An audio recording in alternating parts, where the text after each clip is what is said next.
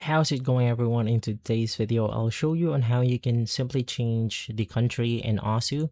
Now, to go ahead and explain to you, basically there isn't a way for us to manually change our flag or our country.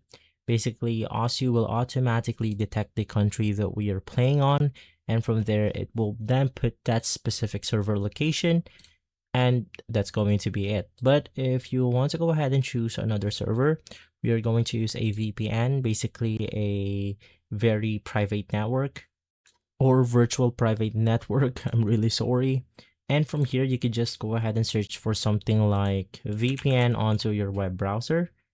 Go ahead and open one of the best VPNs out there, like the Surfshark, NordVPN, and then you could just connect the country.